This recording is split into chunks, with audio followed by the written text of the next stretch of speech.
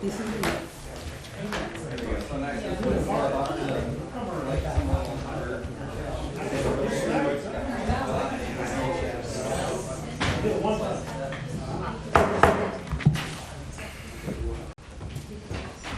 to order the regular meeting of the Rio Dell City Council.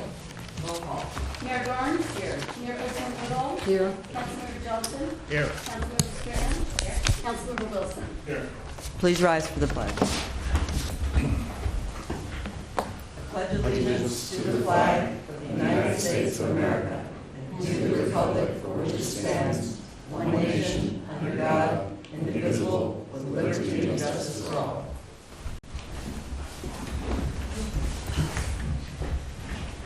We are reconvening from closed session, and there is nothing to report out from closed session. Okay. Public presentations. This is the time for persons who wish to address the council on any matter not on this agenda and over which the council has jurisdiction. As such, a dialogue with the council or staff is not intended. Items requiring council action not listed on this agenda may be placed on the next regular agenda for consideration if the council directs, unless a finding is made by at least 2/3 of the council that the item came up after the agenda was posted and is of an urgency nature requiring immediate action. Please limit comments to 3 minutes. Hi, I'm Mom Laughlin, 570 Gunnarsson Lane, Rio Dell, and I'm turning in some petitions for a dog park. There's a widespread interest in the community with residents and folks traveling through the area and businesses to have some place where our dogs can run and get some exercise, hopefully in an enclosed, fenced area. So I'm going to not take up any more of your time and just submit these. Thank you. Yay. Would anyone else like to make a comment? Yeah, forward.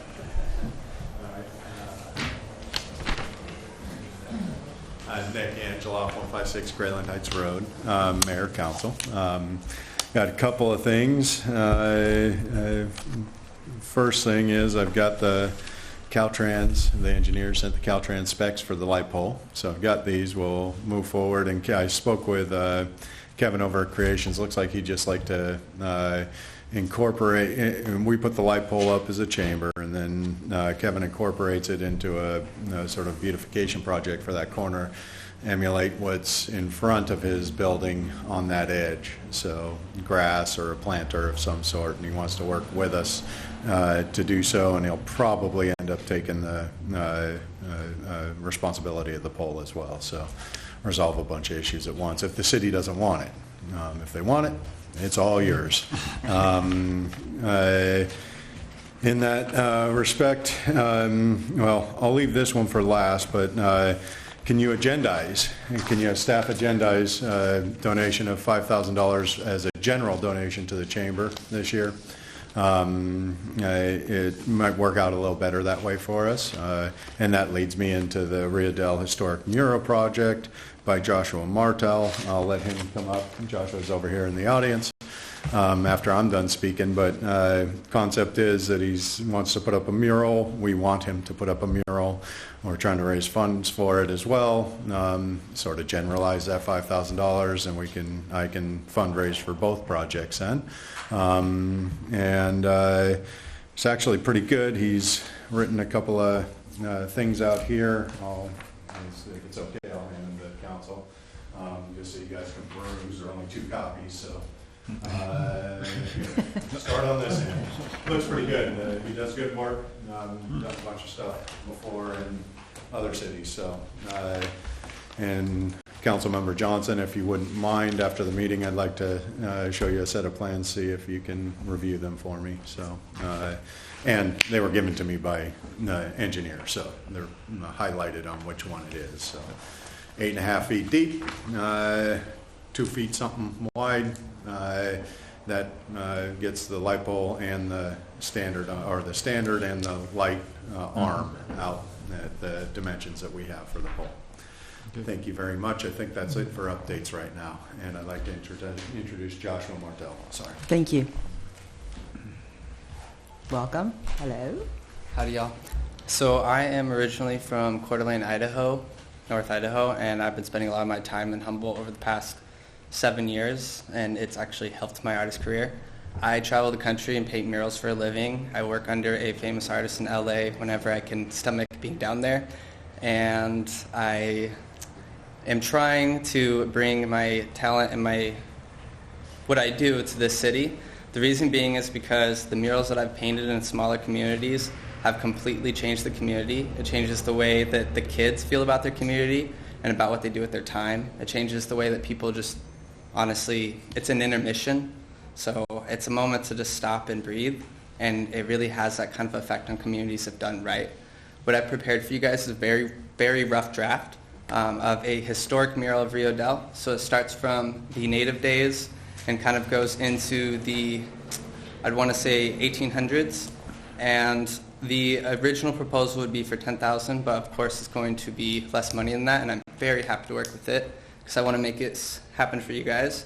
But I'm also proposing that if we are interested in the mural that I'm able to perform hopefully this fall, I would like to perform another mural in the springtime and incorporate the kids into it to do a Rio Dell more modern style mural that would fit with the theme of the town and also bring out the kids to teach them how to paint.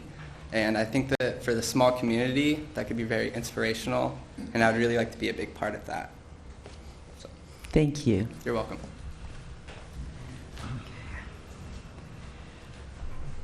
Would anyone else like to make a comment?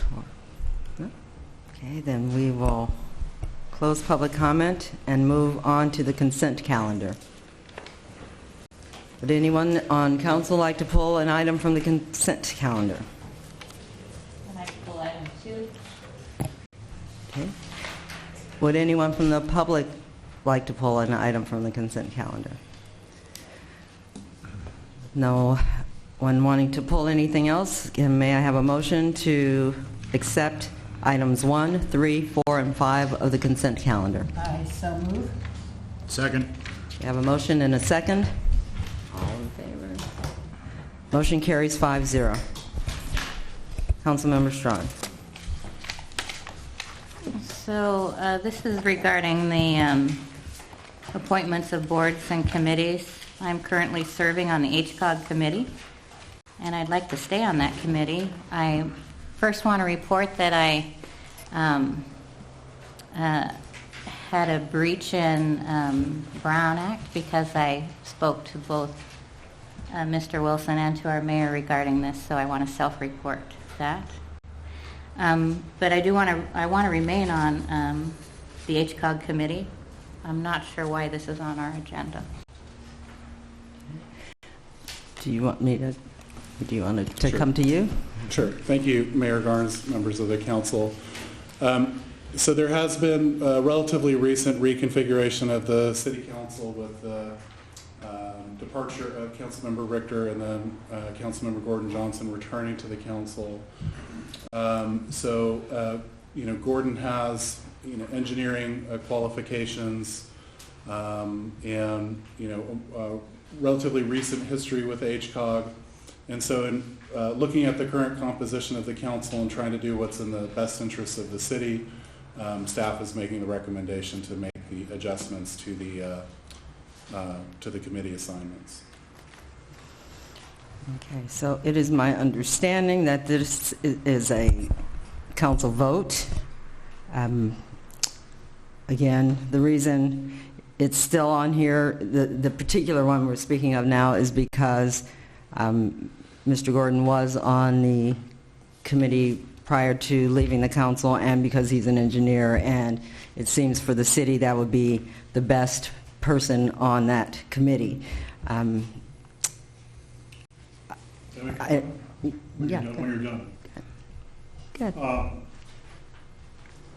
I myself don't understand the need to remove Councilmember Strand from the HCAR committee. She served as a alternate for 2 years.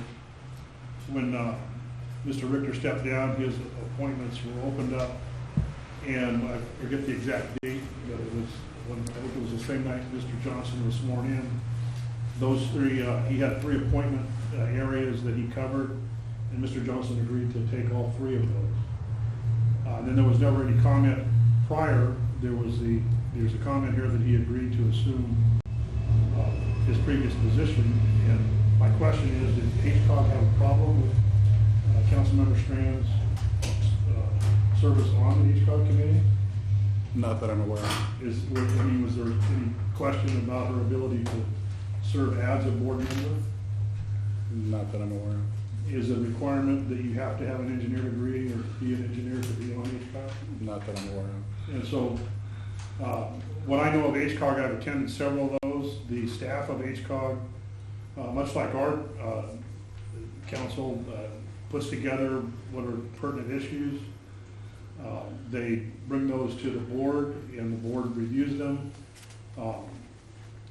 And the majority, if not all of the members of the board, very rarely, I think, you actually have an engineer there. I appreciate Mr. Johnson's ability as an engineer, and it's a great quality as he's done stuff for the last chance grade. But in fairness to how we do our committees, and we represent them, I don't see a necessity to remove a member from, particularly one that has put in time to do it and wants to do it, and continue to give her service. I went back and looked. She's made every meeting except one in June and one in September to that meeting. So I just don't see the need to have her removed and placed on another committee. And I'd like to add that it's not just all about Caltrans. There are many issues that are covered in HCOG. Yes, they cover Corridor 101, and they're covering the last chance grade, but there's many other issues that are covered on that committee. Is it up to the mayor to appoint? Is that? It is a vote of the... No, I meant when you first do the committees. Is it the mayor's appointment? Well, that was my understanding to begin with, but I'm thinking that actually, Do you want the exact wording? Yeah. yes, please. Section 2.55 of the Rio Dell Municipal Code says that the council shall establish and by majority vote appoint individuals for the prescribed terms to serve on such commissions, committees, boards, agencies, and task forces as required by law and by city operational need. Thank you. So it has to be ratified by the council. The council already did that, already went through that process. Mm-hmm. Yes. But any changes or require a Would you vote like of to the say council. anything? Gordon, would you like to make a comment? I was on the HCOG for 5.5 years and enjoyed it. Having worked for Caltrans for 30 years, I think that was certainly an asset. Being a civil engineer was an asset.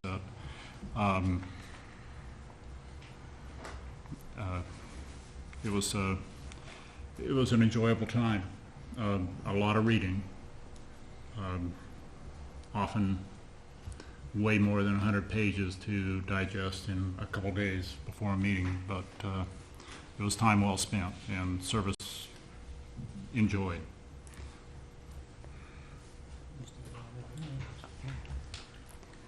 Oh, So what do you do? well, I mean, we would have to have a motion. I'd like to make a motion.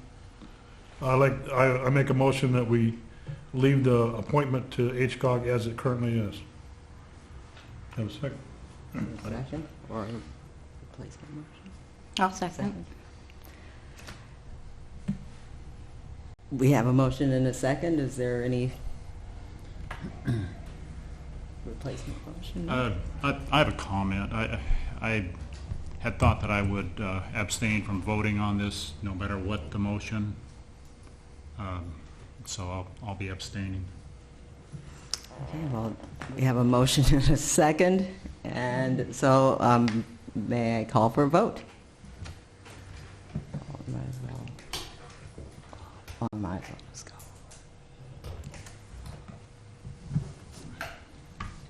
The motion carries 3-1, with Councilmember Johnson abstaining and Councilmember Woodall voting no.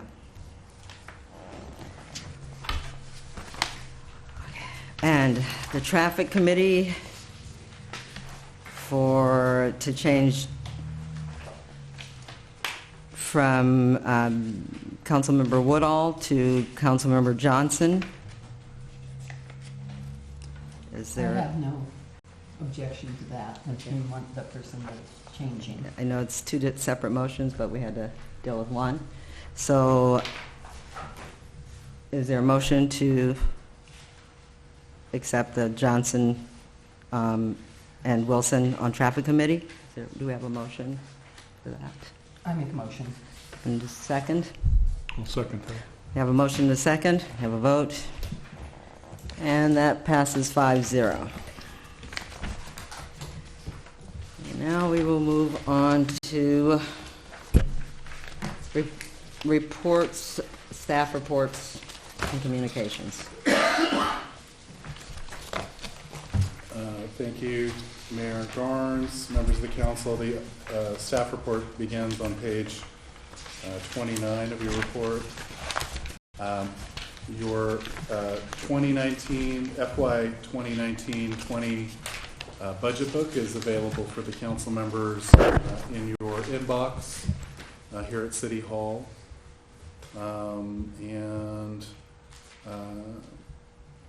Mayor Garnes did team up with Mayor Susan Seaman from the city of Eureka for a important and well-received video informing the public on the public safety power shutoffs. So that project was filmed by Access Humboldt. And with that, unless there's any questions, I'll return it to the council. Any questions for staff? I have a comment on the budget book. I began reading it this afternoon, and although I've only got through the first 10 or so pages, it's well done, and it presents the city in a very, very good light. Thank you. Any comments For the city manager? for the entire, the staff report? Any questions for any of the staff? Oh, I was going to ask Chief, do we still do radar for speeding? Are we still certified for that? So we still have radar in, I believe, 3 of the vehicles. Some of the officers are trained to use it, some are not. The problem is we do not have a current engineering study, so that the only place that we can write speeding tickets is in the school zone.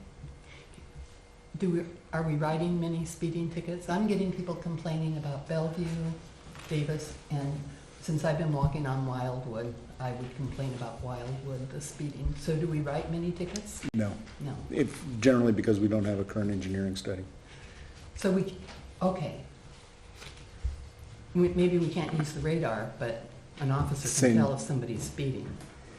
If you can pace the car, that's not as easy as it sounds. Okay. We do write a few speeding tickets using that method, but the car has to basically not see you to realize that it's being followed by a patrol car, and you need to pace it for a distance to get an accurate speed, meaning you have to go the same speed that the car is. Oh, but my question was just because I know one of the officers stopped me once, and I said, was it on radar? And this was a long time ago. And he said, no, but I'm trained to be able to judge your speed by watching you. That won't stand up in court, Oh. sorry. Did it stand up 30 years ago? It actually did Thank you. stand up 30 years ago. I have a question. What does it take to make it so that we can use it? To be honest- Is there a dollar associated with it? To be honest, I'm not exactly sure. I'd have to research that. My guess is yes, there would be a dollar amount associated with that. Would it be, just in your opinion, would it be a big number? Or, I don't know. Can you look? I would hesitate to estimate, but I will research it for you and bring it back in the next meeting's briefing notes. Thank you. Thank you. I might add to that even though I'm not a traffic engineer, I know a few things about it. Traffic speeds are set based on what the traffic engineers call the 85 percentile rule. and which means that if, let's say that we've got Bellevue signed at 30 miles an hour, and 85% of the people are going 40 miles an hour. If we were to sign that street, we would sign it at 40 miles an hour. That would be the recommendation of a traffic engineer. I have, when I worked for the city previously, sat with a radar gun and measured vehicle speeds for that purpose. But again, I don't know what it takes to put together the actual study and where we would have to do that and how many times. But I'll find out and I'll come back with that information. I have, for city manager, is it October or November that the Danco applications start being looked at? October is when they're available, and I believe we have at least an initial draft. The police department did receive an initial draft. I believe it was incorrectly titled though, but the applications I believe are out right now, as of either today or yesterday. Catherine Muncie from County Mental Health came by the office looking for assistance in finding a couple people, and she had applications and provided us with those, and then we made additional copies. That's where those came from. Great, thank you. I have another question.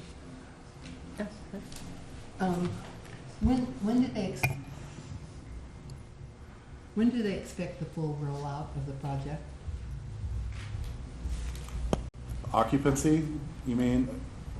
My understanding is it's going to be done before the end of the year, so by December 31st. So on the August 6th minutes, it says, Kyle explained as the Danco project gets closer to a full rollout of the project, there would be regular neighborhood meetings to hear any community concerns regarding the project. So will we have those? That's the plan, yes. Okay. Is there anyone from the public who would like to ask a question of the staff? Okay. Having none, we will move on to our next item, discussion and possible action on the recreational trails and greenways grant program. City Manager. Thank you, members of the council. This item begins on page 34 of your packet, and there also is a supplemental handout in PowerPoint. There's also additional copies up front here for folks, and Nathan Sanger from GHD is here to give a presentation on the project. Welcome. Thank you for coming. Clear my technical difficulties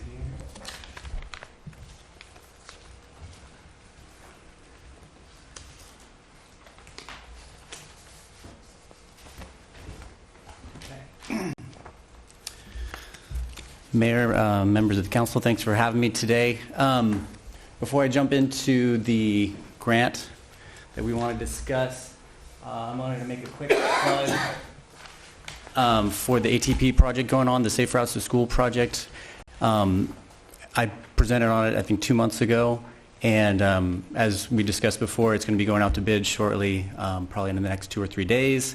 So it's going to be going before you guys for the next, for approval, whatever bids come in. Hopefully they come in under budget, and you guys will be approving that package next council meeting. Also, as part of the project, there are, what's going on?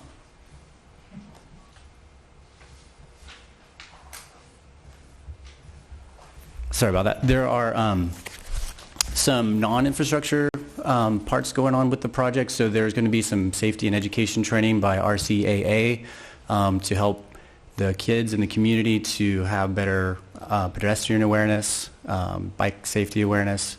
So tomorrow is when it actually kicks off. It's going to be International Walk to School Day.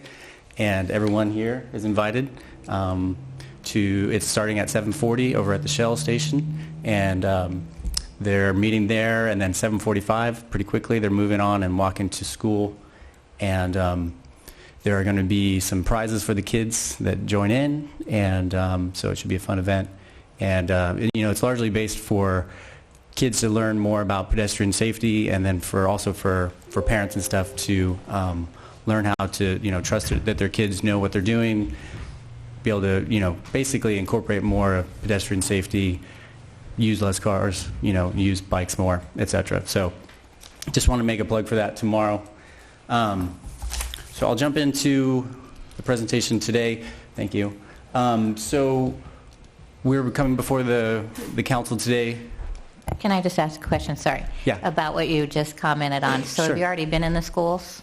What's that? Have you already been in the schools and made a presentation? No. When are you doing that? I'm sorry, I don't have all of that in front of me. It's going to be RCAA that's doing that. Okay. And I know that they're going to a second grade classroom in the next couple of weeks. They've worked with the principal and several teachers. I know the event that's tomorrow is called a walk and roll. It's basically like a walking bus they talked about, so everyone comes along and they're one big bus. But they're going to be continuing to do more and more rollouts to the different classrooms as time goes on. Thank you. Did you have any specific question about it, or? No, I'll talk to the school over there. I just wanted to listen to their presentations. Okay, I know the second graders have been, I think, in 2 weeks My or so. daughter's a teacher there, so Okay. she teaches second grade. Oh, maybe it's her. Thank you. Any other questions before we move on? Thank you. Sure. So we're going before council today to introduce the idea of applying for the 2019 Recreational Trails and Greenways grant. It's similar to another Prop 68 grant that was applied for last year, and we wanted to bring it before the council to have your input before moving forward. Some of the highlights, your packet includes a lot of the different requirements and different parts of it. I wanted to hit a couple of the key highlights. I don't think this pointer's working, but the project is going to be a 0.28 mile non-motorized trail that's going to connect the end of Edwards Drive to the end of Davis there. So maybe I'll just walk over. So that would just be this one small little piece right here. So right now that's it's an existing city right-of-way. It's by the wastewater treatment facility. And as was in your staff report, just want to emphasize that it's been planned for an entire 1.75 mile part of a HCOG plan for the Humboldt County bicycle trails throughout the community. And so what's envisioned through Rio Dell is actually to go all the way around the entire outside there along the Eel River. And so this is just one portion of that. Just as an aside too, you can see, I wish I had the pointer, but the ATP grant is going to be implementing some of the things up in the upper left there, where you see in the orange and the purple, adding class 2 and 3 bike trails through the city, down Wildwood, and also across Davis a little bit there. Also wanted to emphasize that bike trails are specifically included in the circulation element of the general plan as well. So a couple of the key highlights in terms of what we're looking at for this grant. It's a $27.7 million for the entire state of California, so it is a very competitive grant. There are several different types of eligible applicants. City of Rio Dell will be a local agency. If we do apply, it'll be due by October 11th. It's a 3-step process.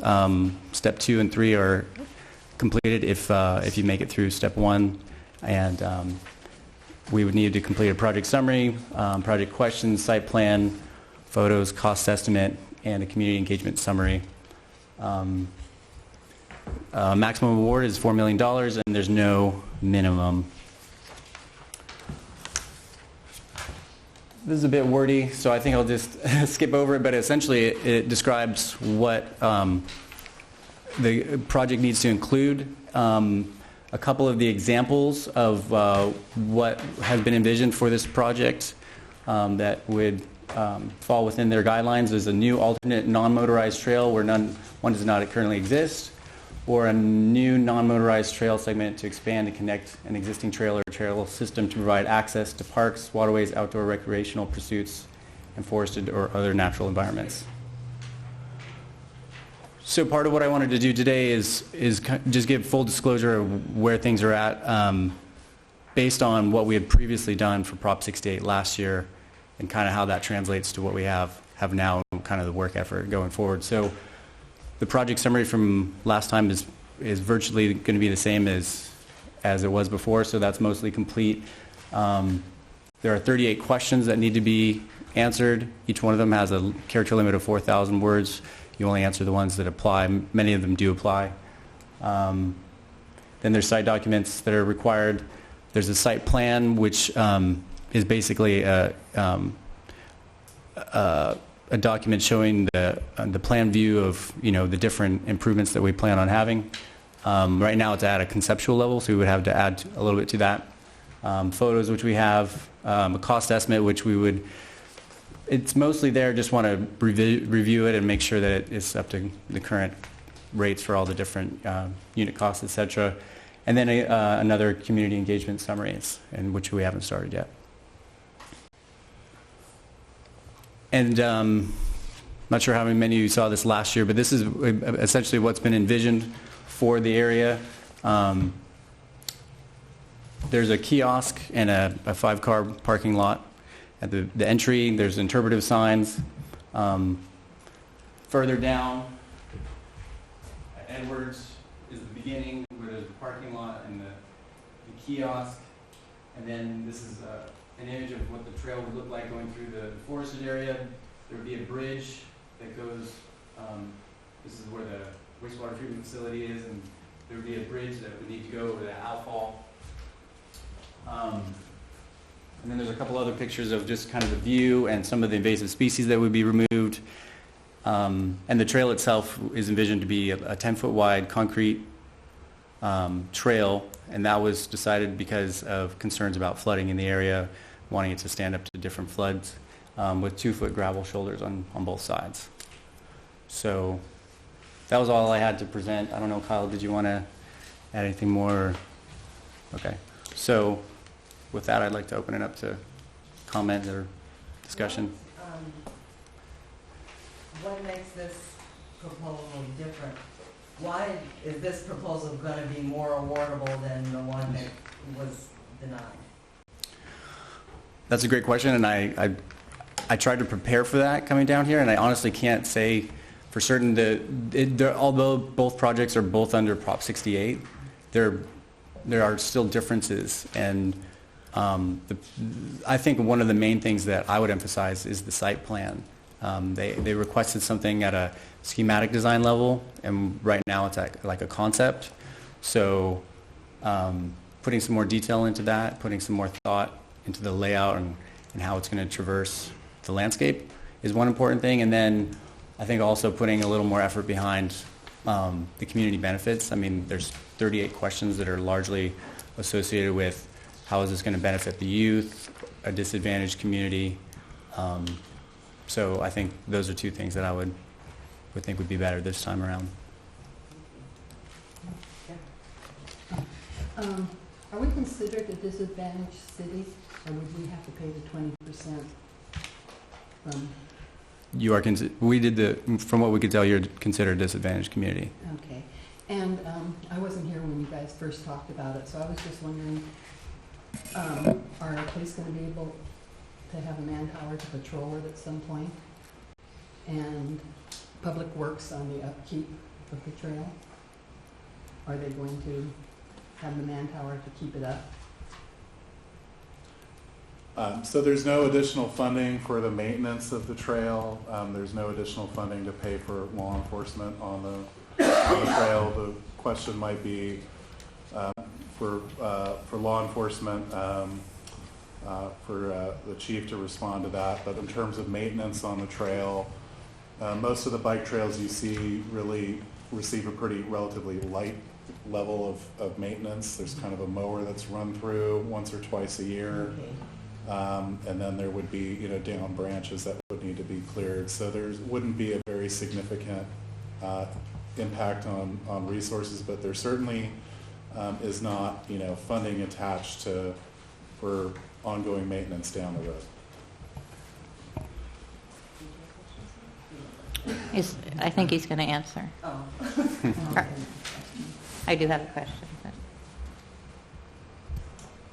So I've spent a lot of time on bike trails. I have never, ever in Humboldt County seen law enforcement patrolling those bike trails.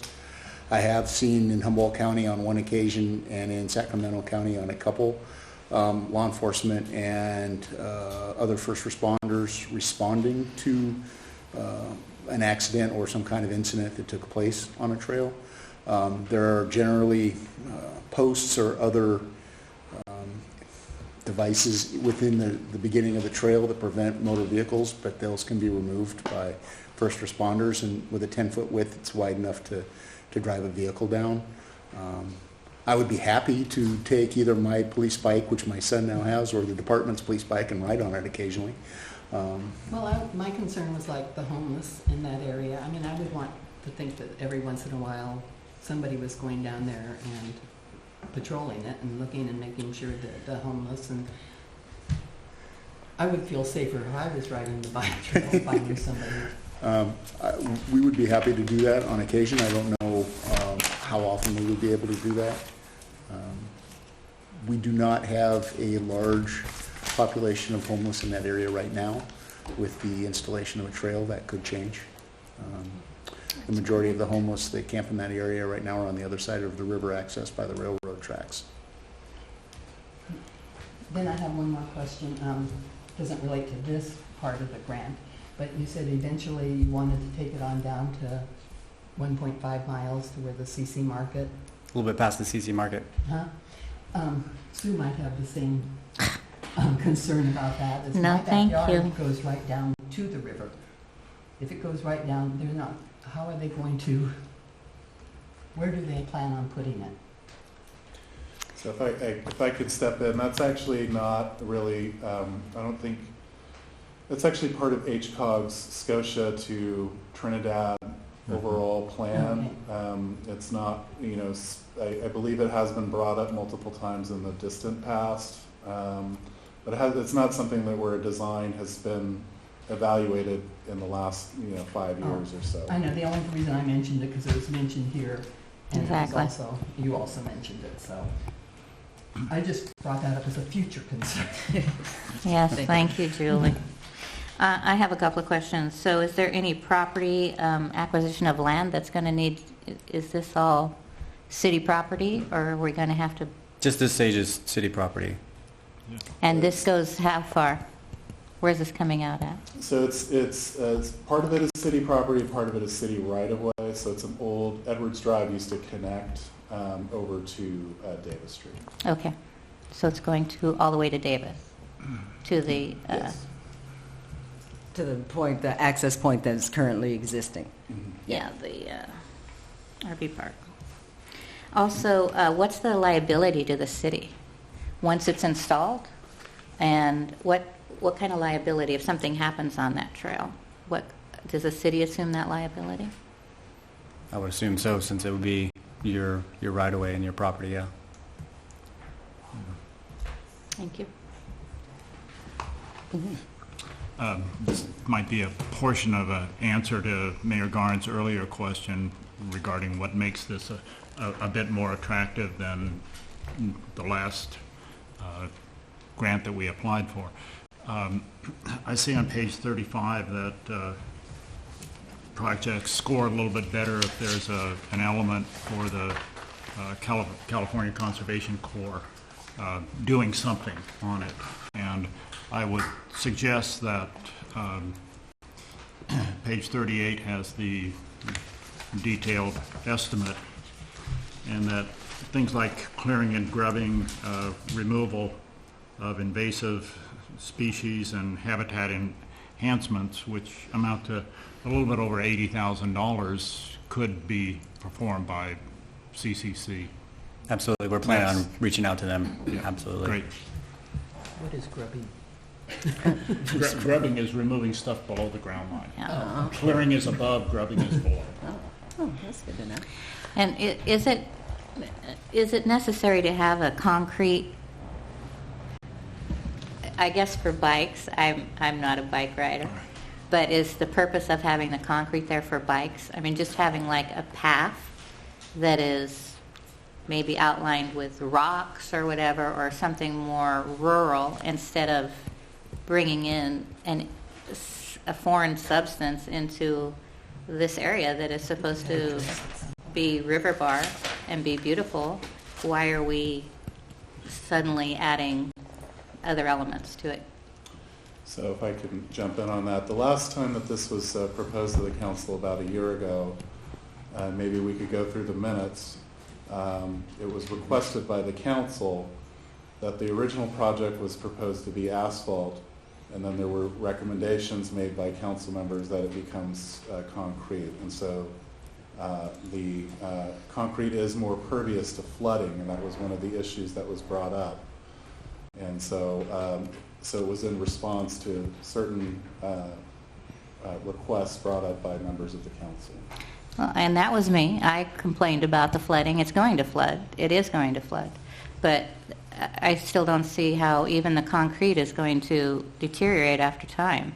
And then the city's going to have to pick up that liability and be responsible for fixing it. Oh, I mean, I don't know about, is the point just to have a bike path there? And so do we have to have a hard surface, or can we actually just get a tamper and tamp it out and put a path? I mean, what's... Overall, it would be a recreational trail, so it doesn't have to be a bike path per se. And you can, from what I understand, it has to be ADA accessible and compliant. And so there are ways of doing maintenance and having, like you say, kind of a naturalistic material, but you'd have to maintain it pretty regularly. And that's, again, it's kind of which concern is more having it durable or less operation and maintenance costs. And is the pathway, as I looked at it, looks like it's mainly going through trees. Correct. Not actually on the river bar part that's sand and rock. Right. Correct. And at this point, we don't have an actual survey, and I don't know if we can say with certainty that it's what level, like what kind of level of flooding it would take to get. Oh to no, that. I was just wondering if it was going to be in. It's not on the with river regard bar. to looking at it, if it's in the trees, correct? Yes. I mean, I hike and well, I used to bike before I broke, before I became broken, but concrete, cement, asphalt, anything's better than gravel if you're trying to bike down the road. And I guess this might be a question for Kyle, or I'm not sure, but would we not still, even if we just did gravel, would we still be liable? Yeah. If we did nothing and someone went down there today and they tripped over something, would we be liable? I would assume so. So any way it goes, we're liable. Is that the general gist of it? So having something that would have invite people to our community, having something that would be inviting, that people would feel safe, looking at it, feeling safe, surrounded by it, I think that actually is something that it would be a positive for our community. And people have come here since I've been on the council. For sure, they've commented on wanting to be on the river bar, wanting to have access to the river, wanting to enjoy the one or two things we have in Rio Dell that is natural, that they can go and enjoy. And so if we can make that, I mean, that's my opinion, if we can make that so that people are actually look forward to coming down to Rio Dell and getting on that bike path and riding it, or just doing some daily exercise without having to worry about, hitting a rock and flying off their bike, then to me it seems reasonable, and it seems like if we bump it up and make it nice, they will. Thank you. They will come, and it just seems to me that for our community, if we have a way to make it the best we can make it, we should make it the best we can make it, not, okay because it's just okay. And again, if it's in the trees, it's not really detracting then from the river bar because it's inside the trees and you're on a nice, the Zen zone, the between Arcata and Eureka. That pathway, of course, is right next to the highway, but it looks good and it looks smooth and it doesn't give you a sense that you're going to get tripped up on it or anything like that. So I think if we look at it from that perspective, from my perspective, that it's a better idea to have some type of paved road within the trees. Would anyone in the public like to make a comment? Yeah. Come on. Oh, I'm sorry, excuse me. He can go, Okay, go ahead. I'm sorry, Frank. More accessible for handicapped folks is all. We get into Oh, can you... Do you don't want to walk up. Okay, I think you said... Could you state your name? I mean, it's a record thing. I'm sorry, my name's Jim Brickley. I'm with the Chamber of Commerce. Thank you, Jim. And I disagree with the fellow on the concrete because I think it'd be more accessible for handicapped folks with wheelchairs and perhaps scooters. Thank you. Nick Angelo, 156 Grand Heights Road. Yeah, I think the trail's great. Can you- Nick, Okay. Please. He was Thank you. there. All right. Well, I'm here. All right. I Thank feel you. at home now. The hi TV audience, great. I think the trail's great. I advocate for trail. I think we probably want to keep it concrete just so we can resist the flooding for a little bit longer rather than going out there and maintaining year on year something that's probably going to flood annually, biannually, something to that effect. Mm-hmm. I do, and yeah, I did. Looking at the larger scope of the trail system, if the government wants to spend money on trails, the government wants to spend money on trails. I am a big rail advocate, as you all know, and I'm looking at the costs that are piling up between Eureka and Arcata and here and Fortuna, and I'm starting to scratch my head going, this Great Northern Trail is going to cost more than the estimated costs of opening up the 325-mile line to Humboldt Bay from San Francisco Bay. And a lot of that cost is to do with getting in there and actually constructing, removing the rail and constructing the trail. With the rail and trail, those costs for constructing the trail plummet. So I'm going to leave it at that. I just had to do it, guys. I've got to be a rail advocate, and I will be. But it would make a great bed for a future trail-to-rail option. There you go. Wait, Nick. So are you on that committee of rail to trail? No. Are they actually, because the railroad is not on this side of the river, it's on the other side of the river. Yeah, I understand. Are they, what do you know about that? Are they actually considering taking it on the other side? I think we're done. No, I have no idea. Mayor Garnes, can I just reiterate, if there's anybody else interested in voicing general support for bike trails, now would be a good time. The minutes would be part of what would be submitted in the application for the trail. I'll take Bay. I'm Renata Laughlin, 570 Gunderson, and I do hike in that area, and it would be a benefit for residents to have access. Thank you. Thank you. I just want to say, even though I had questions about it, I support the bike trail. I just had a question on, I'm sorry. so it has to be completely ADA accessible from Davis to Edwards? I think there's guidelines where you have to make a majority of it ADA accessible, so there may be, I was down at the end of Davis earlier today, and that's a really steep drop from Davis down to where the end of the trail would be there. So I don't think you have to make it 100% accessible, but a majority of it has to be ADA accessible. Well, why would you build something 90% accessible and then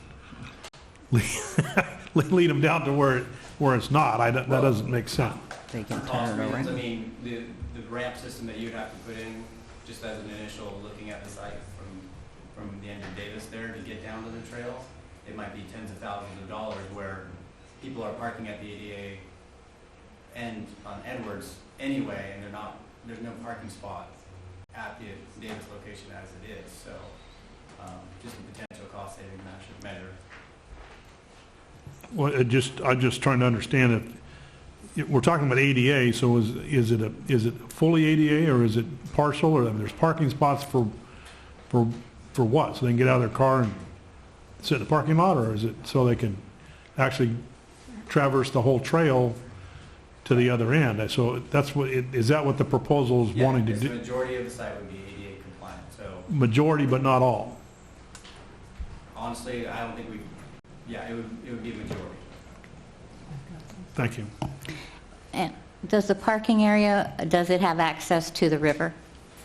Right now, Edwards, we're trying to give people access to the river. How is that parking lot configured? There wouldn't be, I think, a finished trail down to the river. There would be just the foot trail that's there now. Thank you. We've been hiking in quite a few places, and a lot of the areas that have handicap trails, it's just so far out so they can go out and enjoy that, and the trail goes on, and it's not, but it's a return trip back. And the whole trails aren't completely handicapped, but there is a certain portion of it, so people can go enjoy that portion of it. Good, thank you. You're gonna, I'm sorry. Jackie Wilson, 133 2nd Avenue. I live near Edwards, and my first thought of hearing it is that it will be a lot safer than it is now. So that's what I thought. It's kind of creepy right now without an established trail. Thank you. Amanda Carter, 129 Meadowbridge.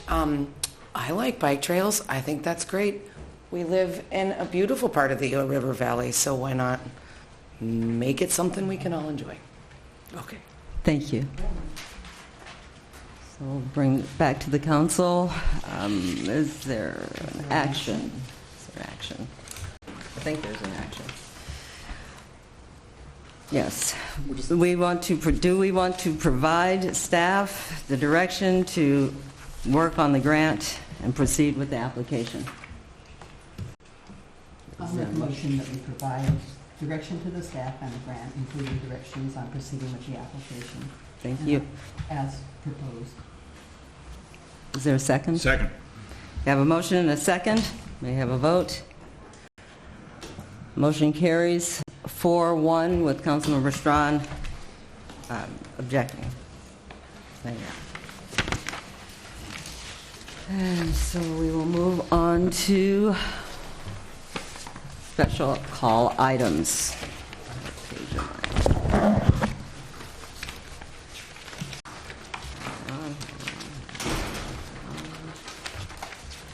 Backwards, forward. Let me see it. I can't find it. Okay. This is authorizing the mayor to draft and execute correspondence to Supervisor Fennell and/or the Board of Supervisors on the subject of an agreement with the County of Humboldt related to the Terra-Gen Wind Energy Project. City Manager. Just 1 second, Mayor Garnes, as we hand out the letter.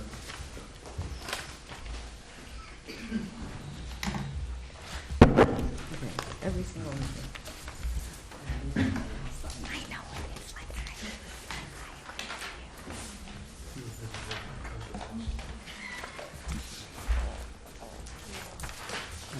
Sorry.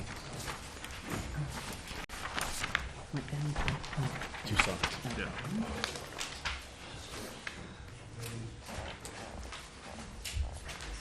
All right, thank you, Mayor Garnes, members of the council. The agenda item is on page 39 of your packet. So staff is recommending that the council go ahead and issue a letter to Supervisor Fennell regarding a road rehabilitation agreement related to the Terrigen Wind Energy project. The letter, which has just been passed out, we've gone over and made some corrections to it earlier. And what essentially the city would be asking for is for the county to make a commitment and a road rehabilitation agreement with the city for Monument Road, including from the top of the Dinsmore Plateau down about 900 feet into the city limits. And that particular section of roadway, the council is well aware, is in very poor condition, both in the county unincorporated and the city. While our surface, road surface looks good, underneath the base and the material around the road really needs to be, as well as drainage and retaining walls really need to be replaced. The road sits currently on essentially wooden trusses and retaining walls that eventually will fail and will be very expensive to replace. And already we see sections of that road, both in the county unincorporated and the city, slipping out over time. So the idea is that if the Board of Supervisors were to move forward with the project and approve it, or the Planning Commission approve it, and the project occurs, that there be a specific local benefit to the members of the community most impacted by the development of the wind energy project. Now, the councils should feel free to direct that the letter not be sent or to add items to it. It's ultimately a council discussion as to whether this seems reasonable. In the request department, I don't think it necessarily sending this letter commits us to specifically what's in the letter, because there's a lot of obviously details that have to be worked out. But now would be a good opportunity if the council wishes to send the letter to add or subtract items from the request. So with that, I will return it to the council. Okay, before we take questions or comments, I just want to make sure that everyone realizes that this is not the City of Rio Dell, the City Council changing their position on the wind energy project, but this is a way to make, because the wind energy project is not in our jurisdiction, and there's we don't get to tell them no, they can't be there, or yes, they can. But what we can do is try and get a win for the city. If we're going to lose regardless, then we need to get a win of some sort for the city, whether it's a road, whether it's a portion of the property taxes or whatever. And so that's what this discussion is leading to. It is not leading to us selling out the people of Rio Dell because we aren't listening. It's trying to get a win in a situation that we don't have control over.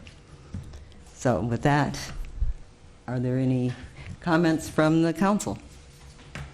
I just have a quick question. When you were just mentioning that you said the top of the Dinsmore property, you don't mean up the hill off of Monument, do you? No, I just mean sort of towards the plateau. Oh, equal with the plateau. Yeah. Okay. Where it's washed out right now, or whatever you call it. So there's a flat area just up the hill, so basically 1,900 feet from the city limits, where the current city slip out is. So just that uphill area up to the top. That's what I had thought we were talking about, but when you said the top, it sort of threw me off for a minute. So, anyone else? Is everyone good with it as it stands? Asking for the road rehabilitation, or is there any concern that we want anything else to ask for? I might put in that, that road rehabilitation for approximately half a mile of that road is going to probably run in the range of, $5 to $10 million. It is not going to be a cheap road to install and have it last. So it's going to be, the benefit to the city would be a sizable amount if this letter comes to fruition and the county does the project as we envision it. I'm also reading this last on page 1, the bottom, and it talks about rehabbing. And what about maintenance of it? Can we add that also to it? Over a 30-year span, we might be coming up on the same issues nearing the end. We can certainly add that to it at the council's direction.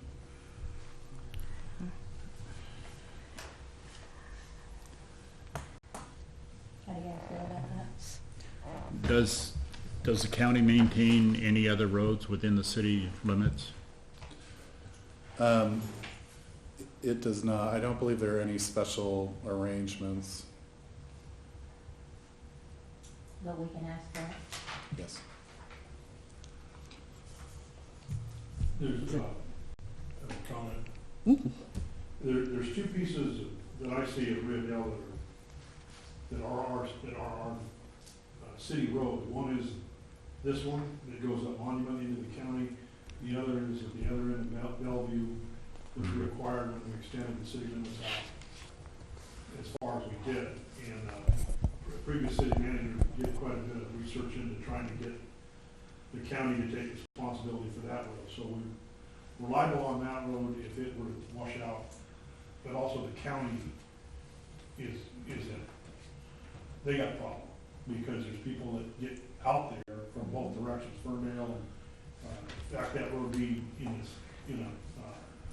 being able to drive it during the flood in 64 had just been repaired enough to get it, that they were able to come around the back side. Had that not been the case, Rio Dell would have, and Ferndale would have really been in a spot without that path. The same thing for the people up on Monument. It's really in the county's best interest to maintain the peace, help maintain it. I mean, it's our responsibility for city limits, but it's also a piece in their navigation. If they can have the greatest road they want on the other side of it, but if there's a big gap in there that's washed out, it's not worth much. It's a bridge going nowhere. And so I see this asking as kind of an agreement, and I would put in the word maintenance. Somehow they can always take it out if they want, but if you don't put it in, you're not going to have any chance of having it.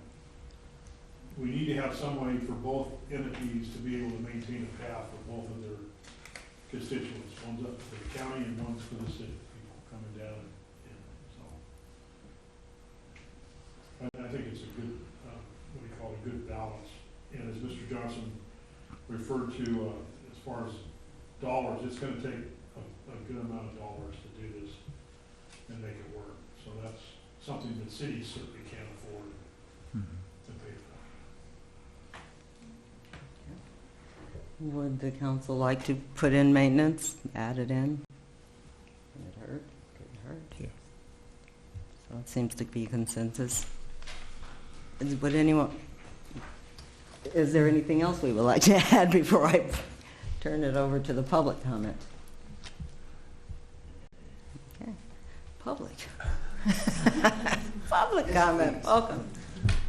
Thank you very much. Nick Angel, 156 Crayon Heights Road, Mayor, Council. Thank you very much for, that's actually a brilliant idea, way of avoiding direct request for a percentage of funds or something like that to address an issue that's actually critical. And I might suggest putting some more language in pertaining to it being an alternative emergency evacuation route, et cetera, et cetera, et cetera, vital part of our transportation system for the citizens of Rio Dell to get in and out during emergencies and 64 flood, et cetera, and then maybe couch the maintenance in a revenue share language. So that can be, our portion of the Monument Road, that vital emergency route to and tax generator for the county for HRC getting up and out of there too. Our portion would be dedicated towards road maintenance along that section. So a very small chunk of revenue share. So Thank you. that would be about it. Thank you. I think that's vital thing. It's very good. Actually, adding that. Renata Laughlin, 570 Gunderson. I think the letter is excellent. It really ought to be a conditional use agreement as part of that project, because absolutely if there's an industrial accident up there or any other kind of emergency, first responders, that's going to be the way they go. So there really does need to be access. So I think you guys have done a good job addressing that. Thank you. Thank you. You guys are going to laugh at mine. Amanda Carter, 129 Meadow Bridge. Suggestions, take it or leave it. I'm looking at the first page, the paragraph that starts right under the quote. The county stands to make tremendous gains, et cetera, et cetera. I think that period, the funds will provide a direct benefit to those in the immediate vicinity. I think that would read better as a semicolon. And then don't capitalize the this, just FYI. I think it just is stylistically better, and it takes away that your vague pronoun reference. On the other page, second paragraph from the bottom, you say the road has already been used for this project, and I just think it'd be better to add a little bit in there about how it's been used. Like it would strengthen your argument. Briefly, half a sentence. It's been used for A, B, and C, and so it probably will continue to be used. Anyway, clarifications. Thank you. And I'm a big grammar person, so that was brilliant. All right. So back to council. We want to then incorporate maintenance. We want to add in the vital information that Mr. Angeloff gave us. It was very well stated. I think that would be a good thing, too. I don't know. I'm kind of asking as for a consensus and not just... Just that part? Yeah, just those things that were brought up. Oh, I like Semicolon. Yeah, I was kidding. I was just checking down just checking down the line. Semicolon. Sounds good. Yeah. Okay. And the... Does staff have the comments? Yes. Okay.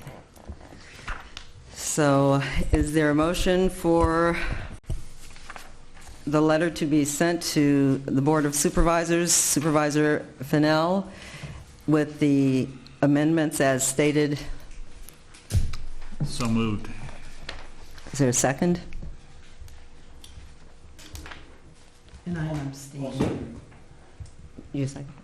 I'm Okay. abstaining. Okay. We have a motion and a second. We have a vote. Motion carries 4-1 with Councilmember Woodall abstaining. 4-0. 4-0. I don't know how to say it. 4-0. Okay.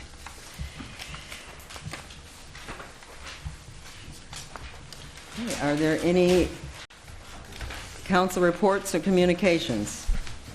A couple of questions. We had a couple items brought to us in public comment after the request for agendizing. Primarily the Chamber of Commerce, one was for Christmas decorations and the other for Martin mural. Yeah. And I assume what was meant by agendizing is that it would be placed on an agenda so We could actually talk about we it. could actually discuss it. Absolutely. I'd like to request us to do that. I agree. I think he said just for a general donation to the chamber, not specifically for Christmas. Yeah. Yes.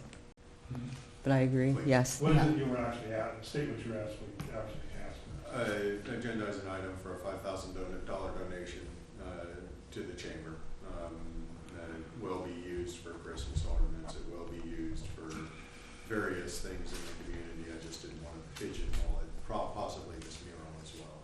So depends on what I can raise money for and what I can't raise money for, and that would fill the gap. So that gives us opportunity to talk about it. Right. As well as the mural would have to be, was that something that we would have to, Kyle? Oh, Kyle, is that something that we would have to It's agenda? it's up to the council if you want to. No, I mean, is that something that the council would have to, would that have to come to us to begin with, or is that something that, Yeah. other than, Yeah, in order to discuss it, we would need to have it agendized. okay. Okay. Are we talking about for the money for it, or are we talking about, is he going to have to approach us at some time about actually doing it? I think the $5,000 is one thing, Okay, and the mural is something else. okay. I mean, I thought that's what I understood it to be. Is it not? Potentially portions of both, and I'll leave it to the artist to approach you about the mural if he wishes to do so. Okay, and so I guess my question then, city manager, is if a mural is going on a building, does that need to come to the city council if the city council isn't paying for it? I think it's maybe something we would agendize for a future meeting to have that discussion. I don't know if it breaches the design review, which I believe is, an alteration is 10% or more. Okay. So it's probably one of those close calls. Okay. That might be best handled by the council. Okay. Then- But so far, we haven't received anything that's, an application or anything Right. like that. Okay. Then shall we agendize the $5,000 gift to the chamber? I thought they were going to agendize that. That's what I'm Yeah. just Oh, getting. yeah. Yes. Okay. So we have that consensus to do that. So if we could have that on the next agenda, that would be lovely. Okay. So you have anything? No, How was I was on vacation? vacation. How was vacation? Was awesome. Lois, I'm envious. Mayor Garnes, thank you. I went to the REDEC meeting a week ago, and there was a lady from she was the executive director, Humboldt Bay Housing Development Corporation, Affordable Housing and Housing Trust Fund, which is a nonprofit. Being a nonprofit, they have a hard time raising money, and that's their biggest challenge. They've been in existence for 25 years, and during that time period, they've helped with the construction of 25 different apartments from McKinleyville in the north to Fortuna in the south, and some 22 single-family homes. They also had, one of those apartments was supported, similar to what Danco is building here in Rio Dell. And I asked the question, what time period have the clients lived there? I mean, have they been short-term, long-term? And she indicated that some of the clients had been there for the full 4 years. They liked it. And the homes that they're building, the way that the clients get, or the new homeowners get equity in it, is they go out there and do the building, and they put sweat equity into it. The fact that we're getting 26 units in Rio Dell is huge. And the 170 or 192 in 25 years kind of pales when compared to what's being done here in Rio Dell.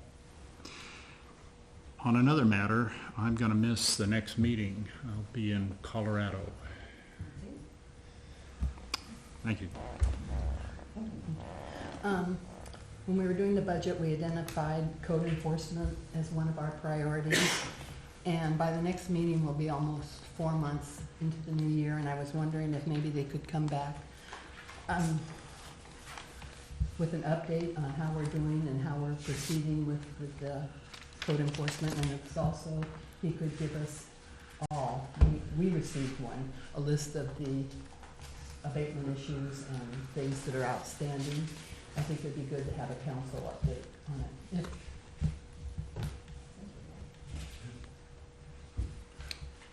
If I move for adjournment. Okay. We're gonna do it. Huh? For you that? Yes. Okay. Thank you.